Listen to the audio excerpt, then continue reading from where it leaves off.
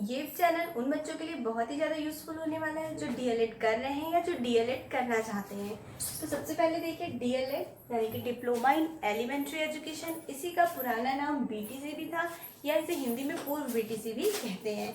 तो ये है क्या, ये 2 इयर्स डिप्लोमा कोर्स है, यानी कि ये 2 साल का एक डिप्लोमा कोर्स है और इसमें 2 साल यानी कि हर एक साल में 2-2 सेमेस्टर होते हैं, यानी कि कुल इसमें 4 सेमेस्टर होते हैं।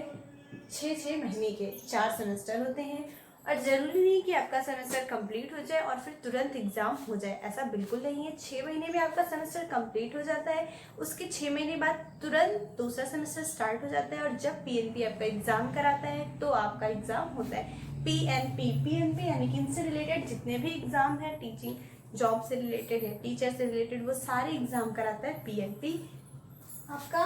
और इसमें 4 सेमेस्टर है और हर एक सेमेस्टर में 1 महीने का आपका इंटर्नशिप इंक्लूड होता है, यानी कि उसमें आपको सीखना है दैट प्राइमरी स्कूल में जाकर आप कैसे वहाँ पर पढ़ाएंगे, कैसे हर एक चीज़ मैनेज करेंगे। तो हम बात करते हैं इसके बाद की। तो अगर आपने ये कर लिया फिर आपको बहुत सारे एग्ज़ाम क्वालिफाई करने हैं, जैसे कि टेट, सीटेट और फिर आता है आपका मेन एग्जाम सुपर टेट। ये जो 2 एग्जाम है ये आपकी एलिजिबिलिटी क्राइटेरिया है, यानी अगर आप इसे क्वालिफाई कर लेते हैं तभी आप सुपर टेट के लिए एलिजिबल होते हैं। तो हम क्या करते हैं, डीएलएड को बहुत ही हल्के में ले लेते हैं, यानी कि जब उसका एग्जाम होता है तो हम एक सीरीज पढ़कर उसे क्वालिफाई कर लेते हैं और इसी चक्कर में बहुत सारे बच्चों की बैक भी आ जाती है। तो हम यहाँ पर आपको बता दें कि टेट में क्वालिफाई करना सबको लगता है बहुत मुश्किल है, लेकिन अगर हम डीएलएड के हर सेमेस्टर को हर सिलेबस पूरा और उसके टॉपिक वाइज बहुत अच्छे से तैयार कर लें तो हमें यहाँ पर बहुत अच्छी हेल्प मिल सकती है। तो हमें करना क्या है, अगर हम डीएलएड के स्टूडेंट हैं आप लोग, तो आपको टेट के लिए डीएलएड को बहुत अच्छे से पढ़ना है और हर एक टॉपिक के सारे कॉन्सेप्ट को क्लियर कर लेना है, ठीक है, ताकि आपको यहाँ पर कोई प्रॉब्लम ना हो। ये आपका फर्स्ट स्टेप है और उसके बाद जब भी रिक्वायरमेंट आती है यानी भर्ती परीक्षा आती है तो आपको ये एग्ज़ाम देना होता है, ठीक है। तो हम बात करते हैं, अब हम बात करेंगे डीएलएड के हर सेमेस्टर के सिलेबस की। तो जैसे कि आप देख सकते हैं ये फर्स्ट सेमेस्टर का सिलेबस है, इसमें 8 आपके मेन सब्जेक्ट हैं, जिनमें से ये जो 2 सब्जेक्ट हैं इन्हें सैद्धांतिक विषय भी कहते हैं, आप इन्हें देख सकते हैं, ठीक है। और बाकी सारे सब्जेक्ट ये नॉर्मल सब्जेक्ट हैं और ये सारे सब्जेक्ट ऐसे हैं जो आपने कहीं ना कहीं ग्रेजुएशन तक में कहीं ना कहीं सारे सब्जेक्ट को पढ़ रखा है। और अगर आपने बीए किया है ग्रेजुएशन में तो आपने इन दोनों में से भी पढ़ रखा होगा कहीं ना कहीं सारे सब्जेक्ट। लेकिन होता क्या है कि यही वो सब्जेक्ट है जिन्हें हम साइकोलॉजी भी कहते हैं, यही है साइकोलॉजी आपका, ठीक। तो अभी तक एक अगर नॉर्मल आप ग्रेजुएशन साइंस है आपका, साइंस साइड के स्टूडेंट रहे हो तो आपने कभी साइकोलॉजी पढ़ी नहीं है और फिर क्या होता है कि जो साइकोलॉजी सब्जेक्ट है वो हमें बहुत टफ लगता है, लेकिन ऐसा बिल्कुल भी नहीं है। साइकोलॉजी बहुत अच्छा सब्जेक्ट है और ये एक ऐसा सब्जेक्ट है जो हमेशा हमारे व्यवहार से, हमारे व्यवहारिक ज्ञान से जुड़ा हुआ होता है।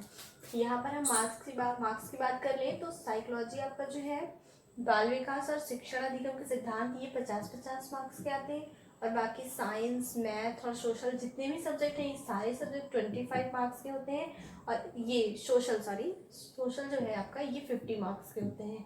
सोशल आपका 50 मार्क्स का है और ये दोनों सब्जेक्ट 50-50 मार्क्स के हैं, ठीक है।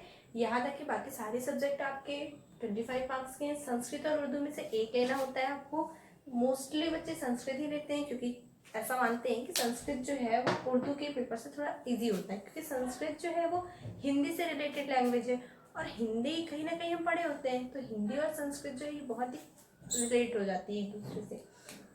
और फिर यहाँ पे ये कला, संगीत और ये जो लिखा है इनमें से हमें एक लेना होता है और इसका कोई रिटर्न एग्जाम नहीं होता है, इसका हमें मार्क्स जो है वो कॉलेज देता है हमें। और इंटर्नशिप के जो मार्क्स हैं ये इंटरनल में जुड़ते हैं, ये 100 मार्क्स का होता है, ये प्रैक्टिकल में या इंटरनल मार्क्स में ऐड हो जाता है। तो फिर अब बात करते हैं सेकेंड सेमेस्टर की। तो सेकेंड सेमेस्टर में आपका ये जो आपका ये 2 सब्जेक्ट है ये 2 चेंज हो जाएंगे। तो अब ये आपका जो है वो सेकेंड सेमेस्टर का सिलेबस है, भारतीय समाज एवं आरंभिक शिक्षा, प्रारंभिक शिक्षा के नवीन प्रयास, ठीक है। तो इसमें हम आपको बताएंगे क्या क्या पढ़ना है। फिलहाल आप देख लीजिए, वर्तमान भारतीय समाज यानी कि हमारे समाज में कैसी आजकल कैसी शिक्षा व्यवस्था है, कैसा क्या कुछ है वो पढ़ना है। और इसके अलावा आरंभिक शिक्षा यानी पहले कैसी शिक्षा पद्धति थी वो सारी चीजें, और फिर नवीन प्रयास यानी कि बहुत आप मानते हैं शिक्षकों के बहुत सारे ऐसे सुधार किए गए जो प्रारंभिक शिक्षा के मतलब जैसे पहले जो शिक्षा का लेवल था, जो तरीका था, उसमें बहुत सारे नवीन प्रयास नए नए सुधार किए गए। तो ये सारी चीजें पढ़ना है। और एक सब्जेक्ट इसमें अलग चेंज हो जाता है, संस्कृत की जगह इसमें इंग्लिश आ जाती है। तो ये भी आपका 50 मार्क्स का आएगा, ये भी 50 मार्क्स का आएगा, और आपका सोशल बाकी सारे सब्जेक्ट 25 मार्क्स, ठीक है। और वैसा ही सेम यहाँ भी होगा, इंटर्नशिप आपका उसमें जाएगा इंटरनल मार्क्स में। और ये जो है इसका कोई भी रिटन एग्जाम नहीं होगा, ठीक है। तो अगर हम डीएलएड के सिलेबस में हर एक सब्जेक्ट का को टॉपिक वाइज, मतलब इसमें बहुत सारे टॉपिक्स हैं, एक एक टॉपिक को बहुत अच्छे से अगर हम पढ़ लें तो हमारा बहुत अच्छे से तैयार हो जाएगा। और यही चीज़ें हमें आगे चलकर टेट में बहुत हेल्प देने वाली हैं, हेल्पफुल होने वाली हैं सारी चीज़ें। और इसके बाद हमें टेट जो है वो बिल्कुल भी टफ नहीं लगेगा। तो क्यों ना हम सेमेस्टर को बहुत अच्छे से पढ़ कर देखें। तो अब थर्ड सेमेस्टर का सिलेबस देख लीजिए। थर्ड सेमेस्टर का सिलेबस है शैक्षिक मूल्यांकन, क्रियात्मक शोध एवं नवाचार, समावेशी शिक्षा, ठीक है। ये आपका 50 मार्क्स का है। ये नाम आपको सुनने में जरूर नए लगेंगे, बट ये जब आप पढ़ेंगे तो ये आपको बहुत इजी लगने वाला है। और ये बहुत ही हेल्पफुल है आपके टेट के लिए, सीटेट के लिए, ठीक है। तो हमें सेमेस्टर को बहुत अच्छे से पढ़ना है। और यहाँ पर आपका हो जाता है संस्कृत या उर्दू में से ऑप्शन है आपका, ठीक है। और फिर आप देख लीजिए बाकी सारे सब्जेक्ट वही हैं। फिर हम फोर्थ सेमेस्टर का सिलेबस देख लेते हैं।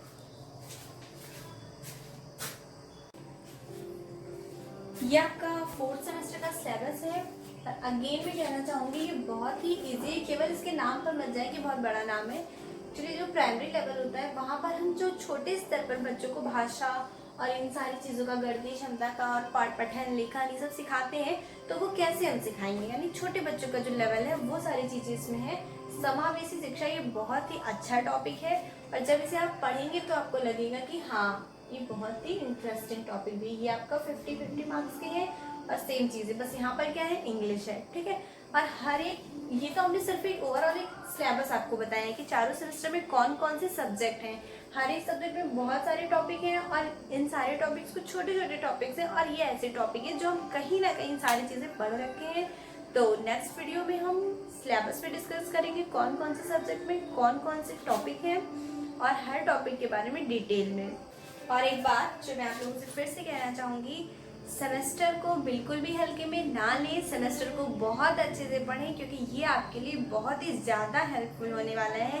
इवन ये आपके स्टेप्स को बहुत आसानी से क्लियर कर देगा, फिर वो चाहे टेट हो या सुपर टेट हो। Thank you.